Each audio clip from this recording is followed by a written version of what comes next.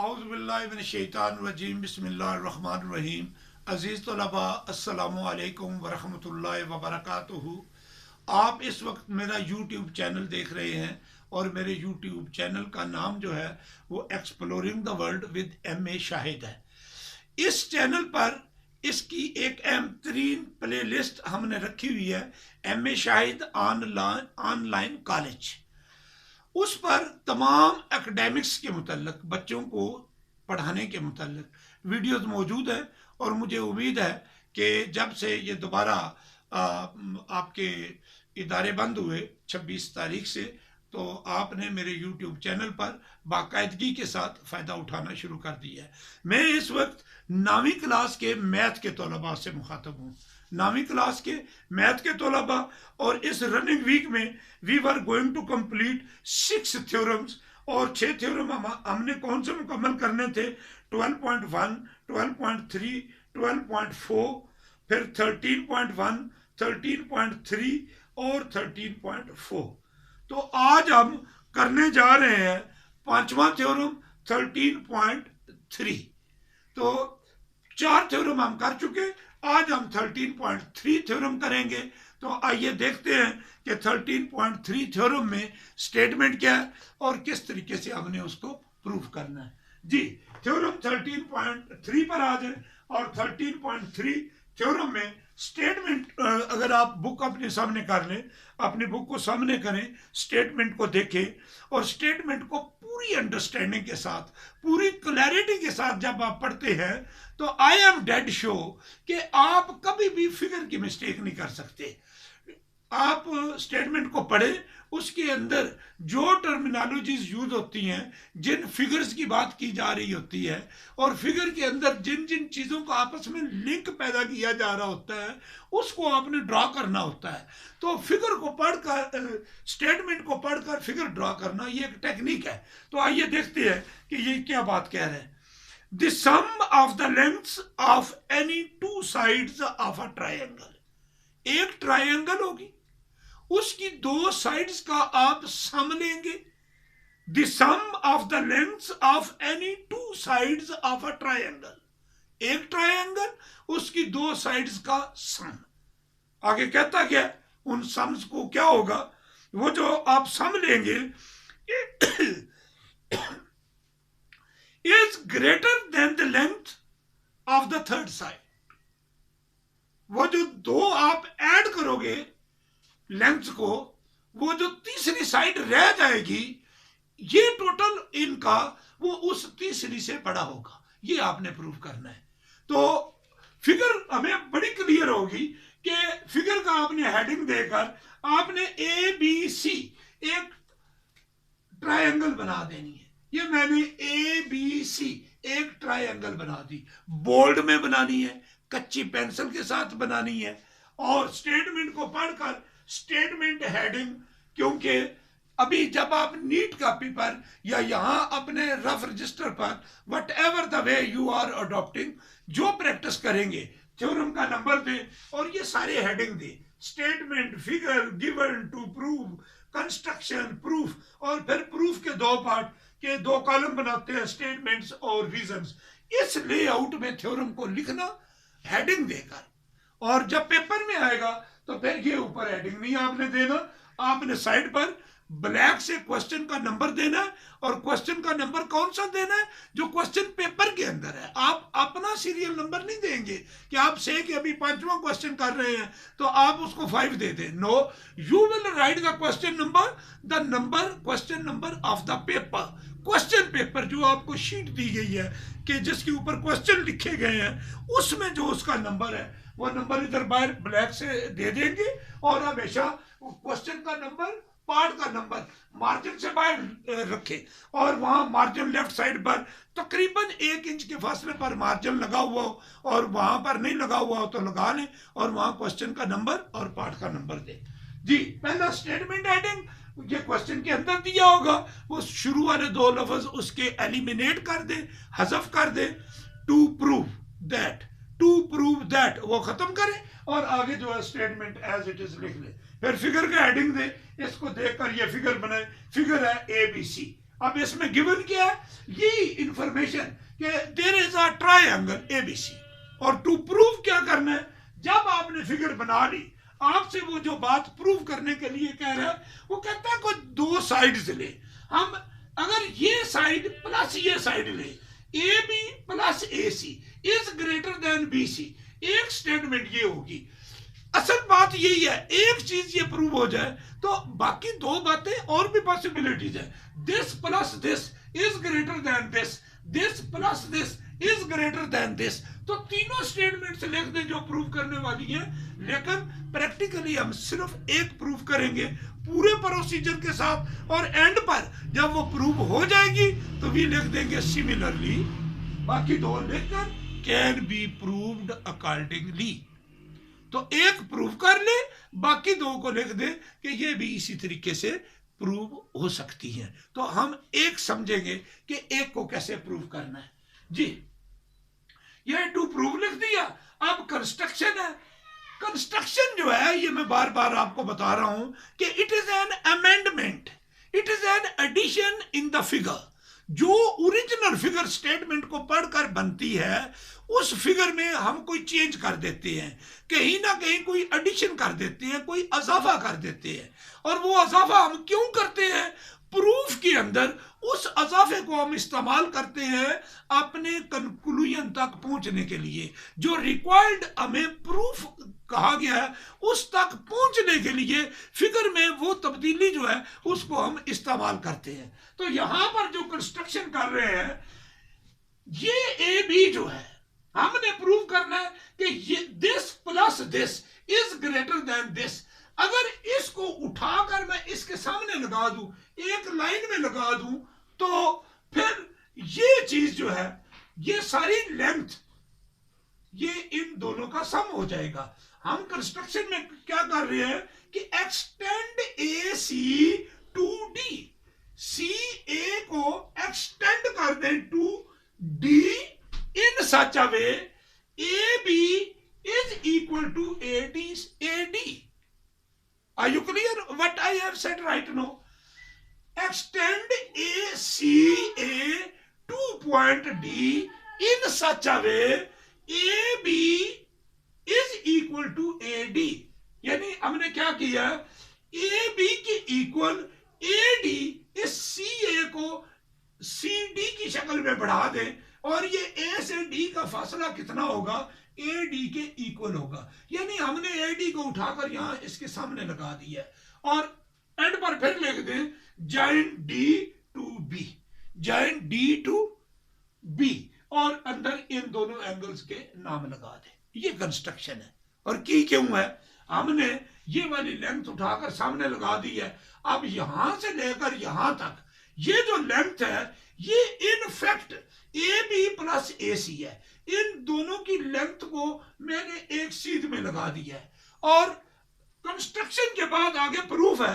अब प्रूफ में बड़ी साथी से बात अगर आप ज़हन में कर लें कि ये जो नई ट्रायंगल बन गई है DBC, ये एक बड़ी ट्रायंगल जो बन गई है, अगर हम ये प्रूफ कर लें, ये DC जो है, ये यहां से लेकर यहां तक, ये सारी लेंथ, इतनी लेंथ जो है इससे ग्रेटर है BC से, तो इसका हम रिजल्ट क्या निकालेंगे, हम कहेंगे कि ये जो DC है यहां से यहां तक, ये AB प्लस AC है। अगर ये DC is greater than BC prove हो जाए, तो हम इस BC को लिख देंगे AB प्लस AC, क्योंकि ये AB और ये AD आपस में इक्वल है। किस वजह से? कंस्ट्रक्शन की वजह से। तो हम टारगेट इनफैक्ट हमारा क्या है, जब भी आप थ्योरम कर रहे होते हैं तो समझा करें बात कि टारगेट क्या है और किस तरीके से आपने अपने टारगेट तक पहुंचना है, प्रोसीजर क्या होगा, मोड हमारा क्या होगा, रास्ता कौन सा होगा। तो मैं जो अभी इस थ्योरम के अंदर आपको रास्ता बता रहा हूं कि हमने इस लेंथ को उठाकर इसके सामने लगा दिया। अब DC को अगर इस BC से ग्रेटर प्रूव कर लें, तो ये पहली चीज प्रूव हो जाएगी कि AB plus AC is greater than BC, और एक चीज प्रूव हो जाए तो बाकी जो है ऑटोमेटिकली प्रूव हो जाएंगी। उनके लिए सिंपली लिख दें सिमिलरली, आगे वो दोनों स्टेटमेंट्स लिख दें, कैन बी प्रूव्ड अकॉर्डिंगली, जिस तरह ऊपर हमने प्रूव किया उस तरह। जी, प्रूफ में आ जाएगा। आप प्रूफ में ये ट्रायंगल ले लें, in triangle A B D, proof लेकर स्टेटमेंट्स लेकर in triangle A B D आप लिखें, पहली स्टेटमेंट दे A B congruent to A D. Reason क्या है? कंस्ट्रक्शन। ये दोनों साइडें ये वाली इसके इक्वल है। रीजन क्या है? कंस्ट्रक्शन। अब अगली स्टेटमेंट दे एंगल 1 कॉन्ग्रुएंट टू एंगल 2। अब ये दो साइड्स इक्वल है, इस साइड के सामने एंगल ये है, इस साइड के सामने एंगल ये है। एक थ्योरम है पीछे जो हम स्किप कर चुके हैं, और उस थ्योरम में क्या है कि अगर किसी ट्रायंगल की दो साइड्स आपस में इक्वल हों तो उनके अपोजिट एंगल जो होते हैं वो आपस में इक्वल होते हैं। और इसी तरीके से उसका कन्वर्स भी है कि अगर किसी ट्रायंगल में दो एंगल आपस में इक्वल होते हैं तो उनके अपोजिट जो साइड्स हैं वो आपस में इक्वल होती हैं। तो ये थ्योरम जो है इसको ज़हन में रखकर एंगल 1 ये साइड इस साइड के कॉन्ग्रुएंट, रीजन क्या है? कंस्ट्रक्शन। और फिर लिखेंगे angle 1 congruent to angle 2, opposite sides of corresponding opposite sides of congruent sides of a triangle। ये एंगल इस एंगल के इक्वल है। क्यों? ये साइड्स आपस में इक्वल है। अब जरा गौर कीजिएगा, ये चीज प्रूव करने के बाद हमारे पास ये जो एंगल है, ये इतना एंगल, ये वाला एंगल, इस एंगल का क्या नाम बनेगा? डीबीसी। एंगल पूरे का नाम क्या है? डीबीसी। और ये एंगल अगर मैं यहां अलग कर लूं तो ये यूं है एंगल, और इस एंगल में दो पार्ट बन रहे हैं। एक एंगल यहां पर 1 बन रहा है और यहां पर एक एंगल ए बी सी भी बन रहा है। ये angle 1 plus angle A B C, ये दोनों ऐड हों तो ये बड़ा एंगल बनता है, ये डीबीसी। ये दो एंगल, ये वाला एंगल यहां पर,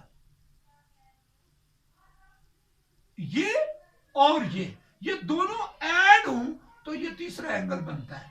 और तीसरा एंगल क्या है? Angle DBC. ये दो एंगल का सम तीसरे एंगल के। और जब भी दो चीजें मिलकर, जैसे 3 प्लस या 2 plus 3, very simple, 2 plus 3 is equal to 5, तो 5 जो है it is greater than 3, 5 is also greater than 2। दो चीजें मिलकर जब तीसरी चीज बनाती है तो वो तीसरी चीज जो है उन दोनों चीजों से जो ऐड होकर तीसरी चीज उनसे इंडिविजुअली बड़ी होती है। ये इससे बड़ा, ये एंगल जो है इससे बड़ा, और ये एंगल इससे बड़ा। ये बड़ा एंगल इससे भी बड़ा, इससे भी बड़ा, क्योंकि ये दोनों ऐड होकर वो बन रहे हैं। जब दो चीजें मिलकर एक तीसरी चीज बनाए तो वो तीसरी चीज इंडिविजुअली उन दोनों चीजों से बड़ी होती है। This greater angle DBC is equal to angle 1 plus angle A B C. और इसके रीजन क्या लिखे? Sum of the angles. फिर लिख दे ये angle DBC is greater than 1। और इसकी रीजन क्या लिखे? ये इसकी मैथमेटिकल रीजन लिख दे कि if a plus b is equal to c, then what happens? c is greater than a and c is greater than b। c जो है अपने दोनों पार्ट से बड़ा हो जाएगा। जी, अगर ये बड़ा एंगल इस एंगल 1 से बड़ा है तो जितनी चीजें 1 के इक्वल है तो ये बड़ा एंगल फिर उससे भी बड़ा होगा। अगर ये बड़ा एंगल जो है 1 से बड़ा है तो हम कह सकते हैं कि ये बड़ा angle DBC is greater than 2। और उसकी रीजन क्या लिखेंगे? 1 और 2 आपस में इक्वल है, जो ऊपर हम प्रूव कर चुके हैं। यहां तक बात क्लियर है? हो क्या गया है, ये बड़ा एंगल इस एंगल 2 से बड़ा हमने प्रूव कर दिया, हर स्टेटमेंट की रीजन देकर। और अभी जो मैंने आपको एक बात बताई, बिल्कुल उसी को ज़हन में रखते हुए ये बड़ी ट्रायंगल के अंदर यू ऐसे, ये एंगल, इस एंगल से हमने बड़ा प्रूव कर लिया, यानी एंगल ये 1 जो है इस 2 से बड़ा है। तो ये भी एक थ्योरम है कि बड़े एंगल के सामने वाली साइड, बड़े एंगल के सामने वाली साइड छोटे एंगल के सामने वाली साइड से बड़ी होती है। अगर एंगल 1 2 से ग्रेटर है तो side opposite to angle 1 that will be greater to the side opposite to angle 2। तो ये साइड इससे बड़ी हो जाएगी, ये side DC will be greater than BC। Reason क्या है? Opposite side to the greater angle is always greater to the side opposite to the smaller angle। तो ये साइड इस साइड से बड़ी होगी। अब इस साइड की जगह पर आप नीचे स्टेटमेंट दे दोगे कि ये साइड जो है ये DC, it can be written as AB, पहले लिख रहे आप AD plus AC is greater than this one, और फिर आगे लिख ले AD की जगह पर आप AB लिख दे, AB plus AC is greater than BC। AD की जगह पर ABC क्यों लिखा? ऊपर जो भी उसका नंबर दिया होगा प्रूव्ड अबव, ऊपर प्रूव किया हुआ है कि AB जो है वो इसके इक्वल है, या कंस्ट्रक्शन भी बात कह सकते हैं, डायरेक्ट ऊपर स्टेटमेंट का नंबर दिया है तो वो भी वट एवर यू लाइक। और इससे क्या प्रूव हो जाएगा? This one plus this one is greater than this one. नीचे आप लिख सकते हैं सिमिलरली, ये फिर ये दो स्टेटमेंट्स लिखकर कैन बी प्रूव्ड अकॉर्डिंगली। तो एक चीज आपने प्रूव करनी है, दूसरे के लिए, दूसरी दोनों के लिए एज इट इज आपने लिख देना है। I think it is clear to you. और जब आप चीज को सीख लेते हैं, एक तो ध्यान से ये सुने, और जब भी आप सीखने के लिए यूट्यूब के सामने बैठते हैं और कोई भी लेक्चर खोलते हैं, बुक अपनी जरूर खोलें जहां से मैं काम करा रहा हूं, और अपनी रफ कॉपी सामने कर लें। और अब तो आपके पास इख्तियार है, बटन आपके पास मौजूद है, आप इसको पास कर दें, रोक दें, चीज को फिर सुने, फिर सीखे, फिर सुने, फिर सीखे। जब क्लैरिटी हो जाए तो फिर आगे चले, और जब पूरा थ्योरम क्लियर हो जाए तो उसको काइंडली एक दफा रिवाइज करें, 2 दफा रिवाइज करें, 3 दफा रिवाइज करें, लेकिन फिर नीटली उसको फुल लिख लें।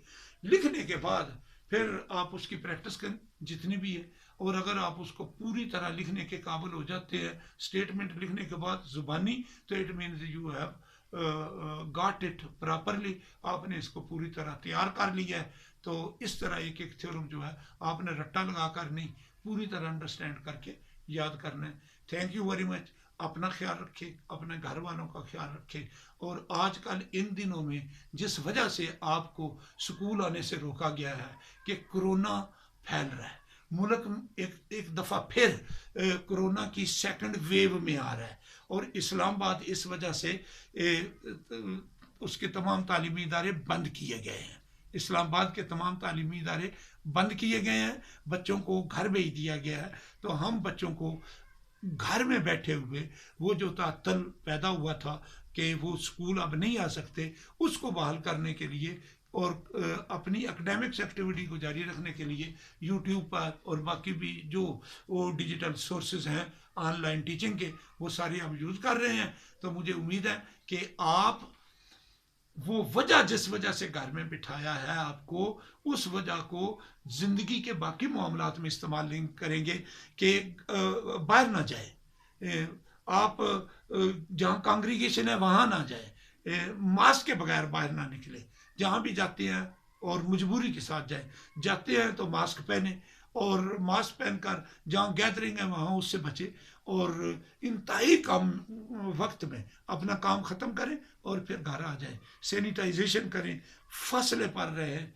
मास्क पहने। 3 चीज़ें बड़ी बुनियादी हैं, मास्क को पहनना, डिस्टेंसिंग रखना, और फिर ये सैनिटाइजेशन करना, हाथों को धोएं, क्योंकि ये ज़िंदगी आपकी है और आपके पास इस वक्त कीमती तरीन चीज़ अगर कोई मौजूद है तो वो आपकी लाइफ है, योर लाइफ।